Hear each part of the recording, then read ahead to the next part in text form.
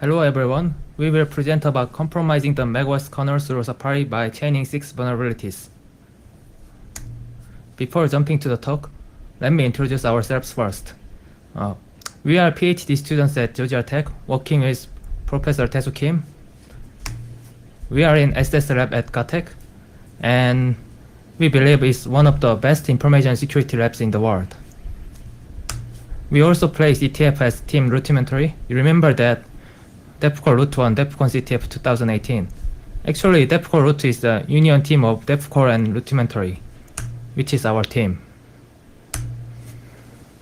As you know, we won in Pontoon 2020 by demonstrating Safari exploit. We got RCE and also escalated privilege to kernel after escaping from sandbox.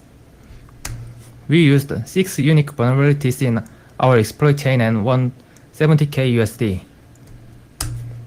Also, we got second place in Master of Pawn. We want to emphasize 2 things. Our submission was the only browser category submission in Pontoon this year. Also, it was the largest payout for a single target in this year's Pontoon. I think many people are interested in how we prepared Pontoon. We prepared it for a month. To find the vulnerabilities, we considered 3 methods: fudging, code QL, and manual analysis. We found several bugs by fudging, but they were not exploitable. Code QL looked great, but we didn't have the time to run, so most of our findings come from manual analysis. We had frequent yet quick meetings to share information among members to fully utilize the short preparation time. We selected Safari as a target because we were interested in browser exploitation and more familiar with Nix-like OS. Also, previous experience about Safari exploitations helped us to select Safari as a target. This is high-level overview of our full chain exploit using 6 vulnerabilities. First, we exploit a zip bug in a JavaScript engine to get RCE in web process of Safari by visiting our web page. Then, using our third bug, heap overflow in CVM server, we get arbitrary code execution in CVM server. And then, we execute our app using our second bug, a logical bug in Safari's broker process. However, the execution is blocked by first-time app execution protection in the macOS. So, we used our fourth bug to bypass this. Now we have code execution as an unprivileged user without sandbox. After that, we use our fifth bug, a race condition bug in CF preference daemon to escalate privilege to root. Finally, we exploit our sixth bug in kernel extension load binary to get kernel code execution and disable SIP. Let me explain first bug in our exploit chain, RCE in Safari via incorrect side effect modeling in JSC JIT compiler. For your background, there is an in operator in JavaScript. It will return true if specific property is in the object or is in its prototype chain. And this operation is usually side effect free, since it's just checking whether a specific property exists. Decompilation eliminates redundant checks for optimization. Here is the function to be decompiled. Note that array2's type is array with double, which means that all elements are double. In the first line of this function, it says array2's value with double. This will introduce type check to ensure that the type is array with double. And then there is the in operation against array1. At the end of function, array2's type should be checked again to access array2's element. But the check is considered as redundant if the in operator is modeled as side effect free. Then this check will be eliminated by optimization. The problem is, if such side effect modeling was incorrect, we can trigger unexpected side effect and cause type confusion. For example, we can change array2's type to something else and access it as an old speculated type. In operator is normally side effect free, but WebKit failed to consider exceptional cases which can cause DOM events. WebKit uses PDF plugin to support an embedded PDF file. For efficiency, plugin will be initialized lazily when its internal data is used. This includes uses of in operator, and this lazy initialization triggers a DOM event. So we can register a handler for this DOM event and invoke arbitrary JavaScript code to cause side effect. The interesting thing about this bug is that it can't be discovered by fuzzing the JavaScript engine itself. So JSFont Fuzz, Fuzzly, Code Alchemist, and Superion can't find this bug since PDF plugin is not part of JavaScript engine. How did you find this? Manually. So how can you trigger this bug? First, load PDF using embed tag. Then install an event handler that triggers side effects. In operator will be considered as side effect free in Git compilation, even though it's not. Actually, it will cause side effect. For example, printing hello world in this case. We can abuse this bug to build a primitive for arbitrary code execution, which are get address of and fake object. For address of primitive, we compile the following function opt. In the first line of the function, it says array2's value is double. This will introduce type check to ensure that type is array with double. And then there is a in operation on array1. This will be considered side effect free. However, it will trigger initialization of the PDF plugin and invoke our event handler for DOM subtree modified. This handler will put our object to the array and change the type of the array2 into array with contiguous. Type check for array2 is eliminated because of the incorrect modeling.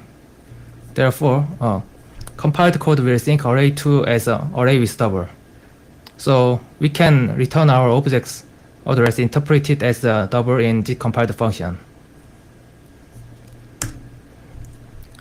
Fake object primitive is almost the same, but in this case, we put address of our fake object to array after triggering side effect, which changes type of the array to array with contiguous. From address of and fake object primitive, we just reuse the existing technique to achieve arbitrary code execution. First, we leak the structure ID to bypass randomized structure ID protection and craft valid object using Wang's technique, which is presented in Black Hat Europe 2019.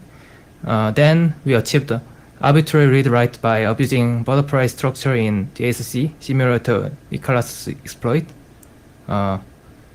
Finally, we overrode JIT region to execute shellcode. How this is fixed? WebKit started to consider that in operator has side effects if an object's prototype is modified. So now, side effect modeling of in operator is correct. Next step in our exploit chain is launching arbitrary app by exploiting a logical bug in Safari's broker process. As you know, there is a file scheme in the browser. If we use it in the Chrome, it will just show the contents of the directory in a browser. But in Safari, somehow it pops Finder to show the directory. We had a question: how does it happen? So we checked what is happening under the hood. Safari uses the select function to launch Finder. Here is a code to handle file scheme in Safari. It gets a file path from given URL and launches Finder using select file API. Safari opened the file in the past and it caused a security issue. Because of the issue, now it opens the directory containing the file. Where else this function is being used? We found that it is also used in another function called Safari reveal file. In this function, a URL will be checked using isFilePackage@pass function. isFilePackage@pass function checks whether a URL points to an app.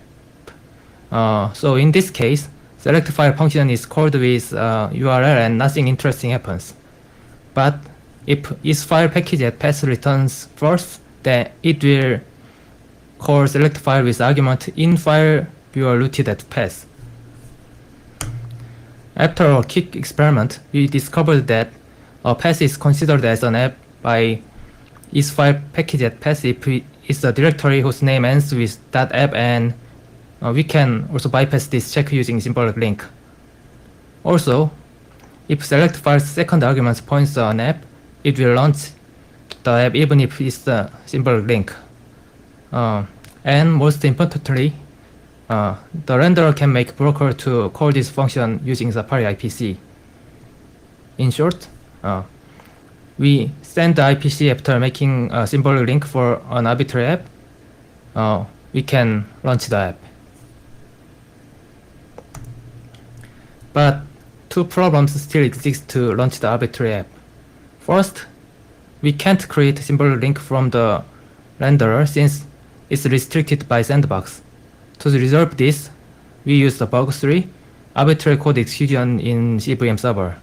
Second, Apple has a mitigation called first-time app protection. In particular, if an app is not signed by trusted developers, its execution will be blocked until user's approval. But we were able to bypass this protection using the bug 4. So, how did Apple fix this? They just removed the application launching path. Now, Yonghwi will continue the rest of the presentation. I'll continue with the arbitrary code execution vulnerability in CVM service by using heap overflow bug. CVM server is an XPC service accessible from web process. This service is used to support OpenGL rendering, and we can see it is exposed in the sandbox profile code. It is also sandboxed, but it has more capabilities than web process. For example, we can create a symbolic link and send a signal to other process from here. And there is heap overflow bug in CVM server. As you can see here, if we send a message with message field set to 4, then it calls a function named CVMS server service attach. All of these arguments are controllable from our XPC request. As indicated here, let's focus on framework name. In this function, it opens a file name in the form of framework name, type of CPU, user ID, and .maps concatenated. Since framework name is controllable and there is no filter, we can make it open a file in any directory. In our case, we can create a file in the sandbox directory and make the CVM server open this file. Then CVM server reads the maps file by calculating its size based on its data. Let's look at the detail of the process. Here is the pseudocode for the binary code above. Counter and offset are read from the file, so it is controllable. Then size is computed, and it'll resize the buffer. Then it'll also read the remaining part of the file. As you can see here, size can be smaller than 80, like both counter and offset can be 0. Then size will be 0 too. But the actual size to read underflows in this case, making it possible to overflow the buffer. Note that fread also stops at the end of the file, so we can also control the size to overwrite. To exploit this, we used another handler from message number 7, which returns the MAC port to the client. A MAC port is an IPC mechanism in macOS. And there is a kind of MAC port named task port, which can be used to control a task. A task port should not be exposed to other process, because it allows reading and writing memory and controlling the registers. So it basically means that arbitrary code execution is possible. As highlighted here, Let's focus on the VM port variable that is loaded and copied to client. As you can see here, the VM port is loaded from an array located at heap, so we can override the port value. So we first locate the valid port value using other handler. Then we override the port into the task port and send a message 7. Then the client will receive the task port of CVM server, and in this case, the client is web process. Then we can execute arbitrary code in CVM server by allocating memory and modifying threads registers. Apple patched this by checking if the real path of the map file matches to the given path. So arbitrary file open using path traversal becomes impossible. Also, they added a check for site underflow. Then we use another bug to bypass the first time app protection. Here's a reminder that there's a first time app protection, which requires user interaction to open an application launching for the first time. It waits the user's confirmation to click open.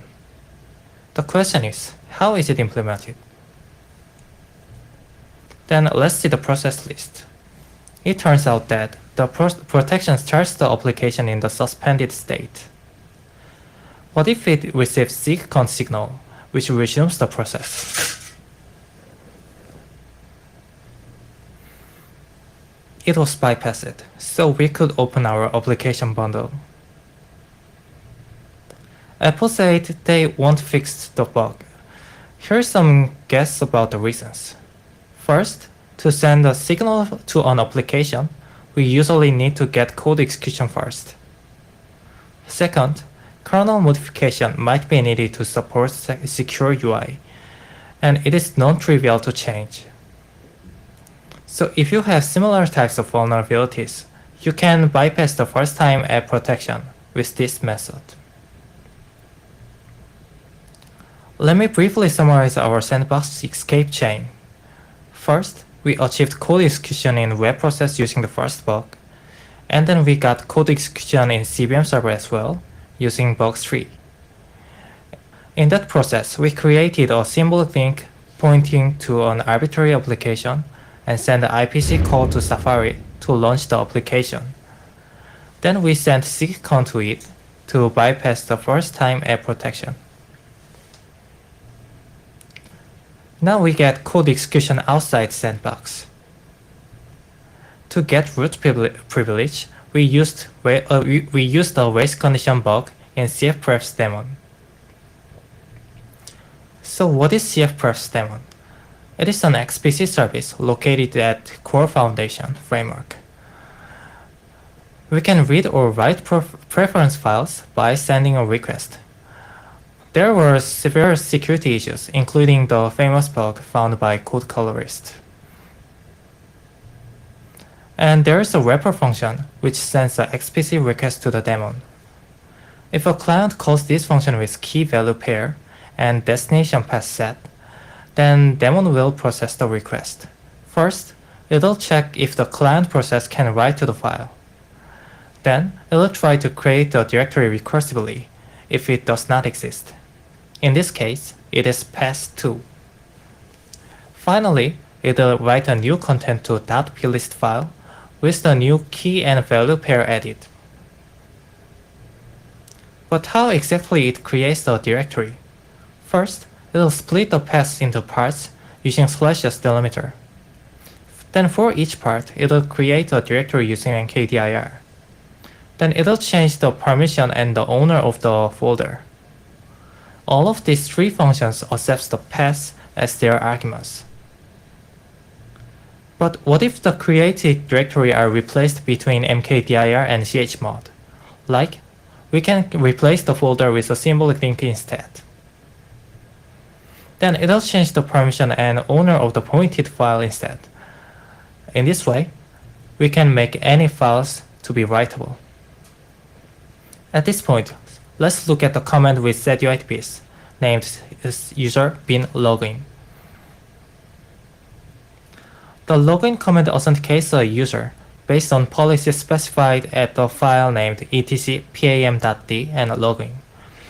This file specifies PAM module for authentication. For example, a module named PAM permit.so always permit access without any authentication. By overwriting this file, we can change all PAM modules into PAM permit.so. After that, just running login root command will give us a root privileged shell without asking any password. For the patch, now they use file descriptor instead to change the owner of the created folder. And this is the last bug used in our chain.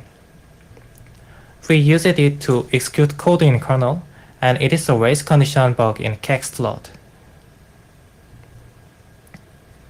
Before diving into the bug, let me briefly talk about system integrity protection.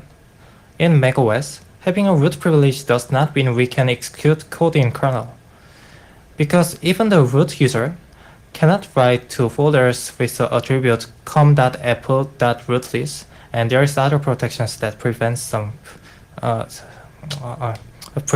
operation.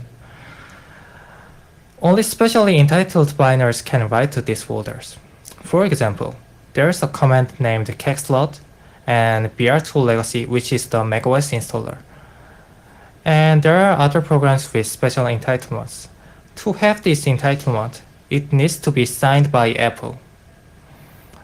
This mitigation is added from OS X 10.11, and it is called rootlist. Then let me briefly introduce about the kernel extension in macOS. macOS uses many kernel modules. For example, there is BSD, sandbox, and quarantine.txt, and it contains binaries and configuration files.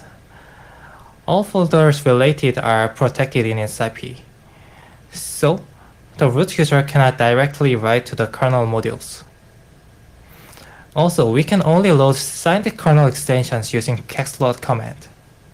Then let's look at this command.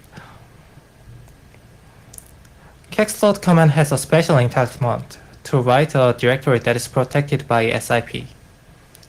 So it can write to kext directories. This command loads the kernel extension after verifying code signature, and the signature check happens only in user space. The problem is, both the signature checking function and the function that loads the kext accepts the path of the folder. Therefore, a race condition could possibly happen. To prevent this, it uses a mitigation called staging. Like, it'll use read-only copy in SIP protected folder instead for verifying and loading kext. First, it'll copy kext to SIP protected directory. Then it'll verify and load the copy instead of using the original one. An attacker cannot modify kext file between verifying and loading because of SIP. So it means that we fail to exploit the race condition. But there are two problems in staging mechanism. The actual steps are, first, it copies our kext file into SIP protected folder named library stage extensions. Note that the path is preserved except the base file name, which is replaced into a temporary name with UUID. Then it verifies the code signature. If it fails, it deletes them. If it succeeds, it moves them into library staged extensions tmp.a.txt. Then it'll load the kernel extension. The first problem is, it copies all of the files, including the symbol link files. Second problem is, we can actually avoid kextload from deleting them by killing the process before step 3. It is possible because both of the attacker process and kextload process are running in the same account, which is root. So our plan is, we place the symbol link under the kext bundle, then run the command. It'll first copy them like this. and we kill the process before it deletes them. Now we have SIP protected symbolic link file. Then we run the command again. In this time, a kex under the symbolic link. It will copy b.kex under the folder named symlink to the destination path, which is under the symbolic link file. By doing this, we can get a staged kex folder inside the writable folder, and it is no longer protected by SIP. And we used another technique to improve the chance to win the race. We abused the sandbox feature to intercept some activity of process. First, we can prevent deleting staged files by terminating kex load. Like we can stop do that.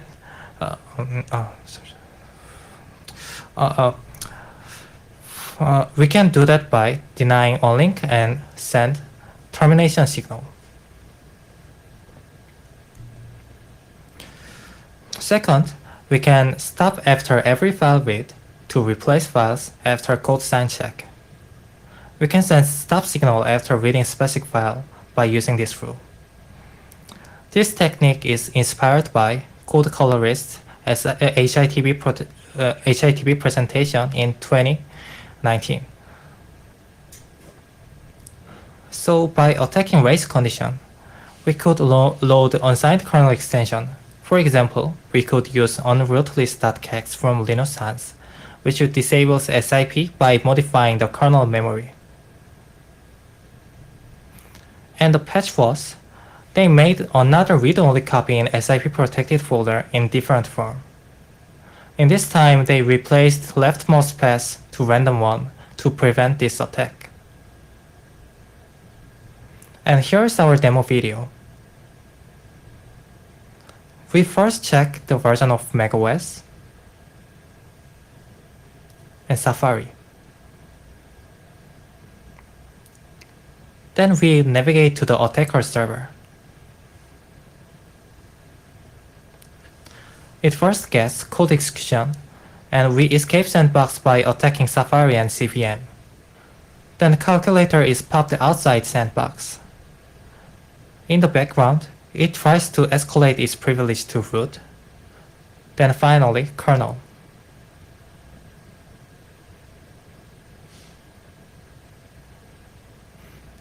And it shows a terminal showing that SIP became disabled by running code in kernel.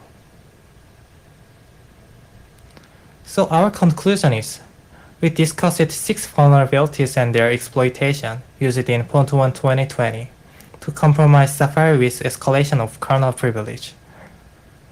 They show difficulties in protecting a large and complicated system. We open source our exploit chain to foster further research. Thank you for listening. Yeah, it seems like we don't have any questions yet.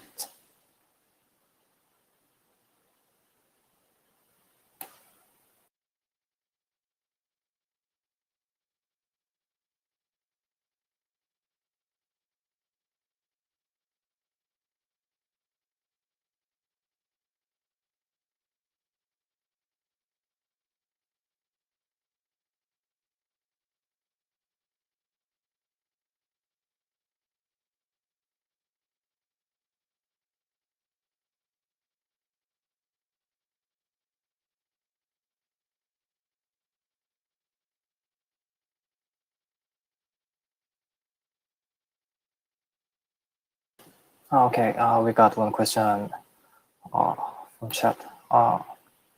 Can you drop your GitHub link in here? Okay, I'll paste the link to the chat.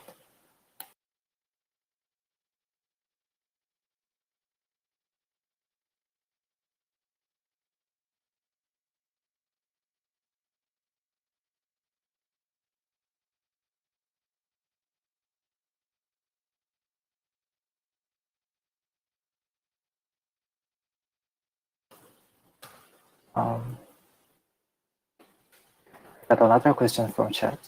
It is, what was the motive for this research? Actually, participating in Pontoon is one of the dream for a hacker. So I think that's the motivation. Yeah, the another question is, I've looked at the GitHub link provided and it seems the web is not public yet. When I will it be? Okay, so I'm talking with teammates to publish the exploit chain. So I think it'll be public after about some minutes later, I guess. I think it'll be public during public today. Yes.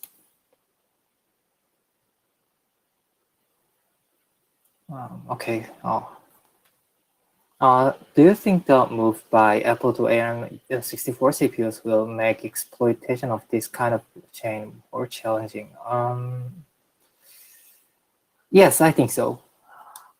Because we needed to make some pointer differences work when using when exploiting CVM server.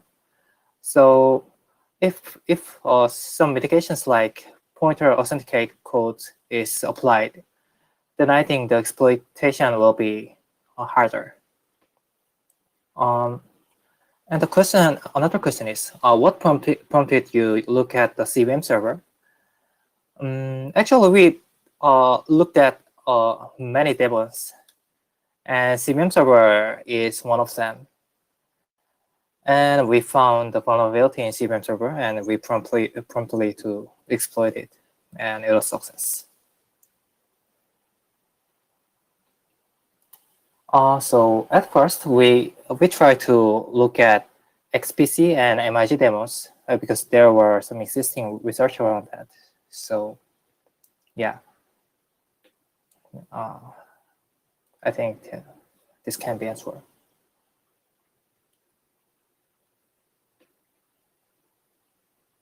Okay. I missed a question. So, can you talk about how you go through manually finding a bug? Like what you do to get started? Yes. So first, we listed all of the open demos that is exposed to vendor process, and then we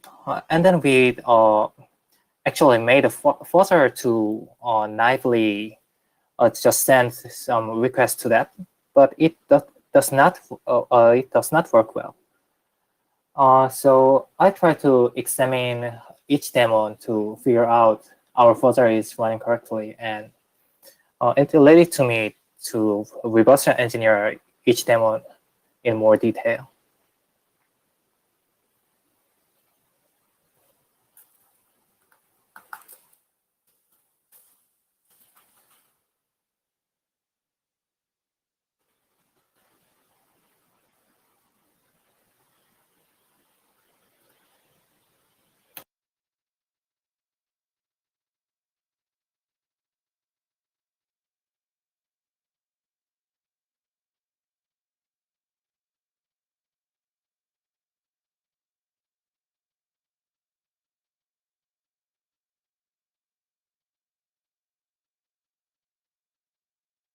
Okay, we got another question. Have you tested these bugs on iPhone? Do they work? Actually, we couldn't because we don't have a debugging environment for iPhone yet. But I've saw some advisory on iOS acknowledging our bug. So I think some of them would work, but I think the exploit chain would be completely different, I guess.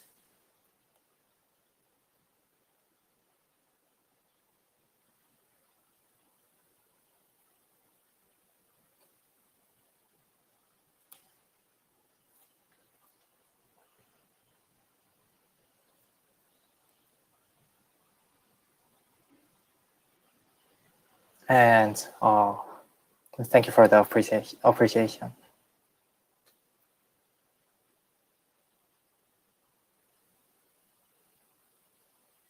I'm glad that you enjoyed our talk.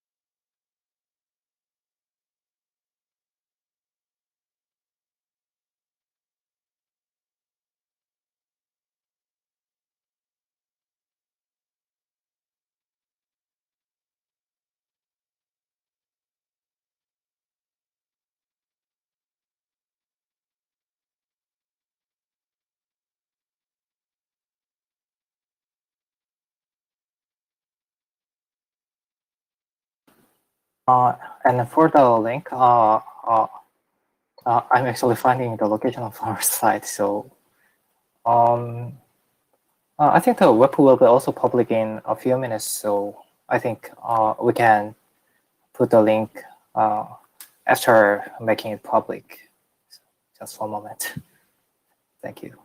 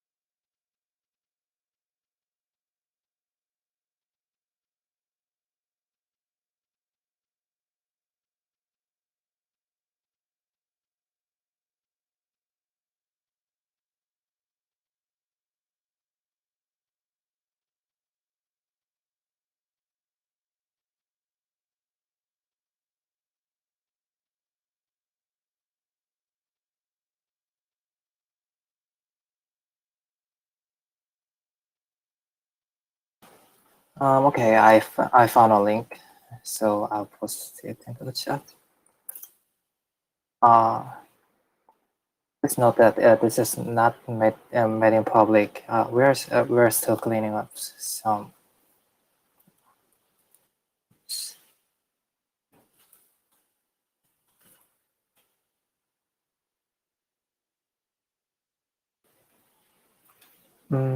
Okay, the question is, what resources do you recommend for researchers getting started with macOS? Actually, for all areas of research, I'd recommend Googling for some previous works on that area. I think we're running out of time, but specifically, we saw some researches done by Phonex and some articles in Objective, and yeah, and there's there's many other resources. So I think you can read that. Yeah.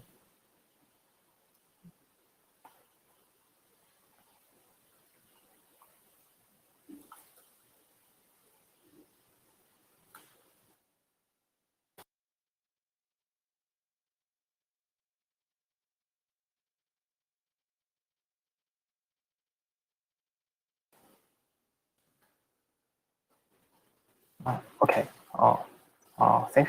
Thanks for listening to our presentation.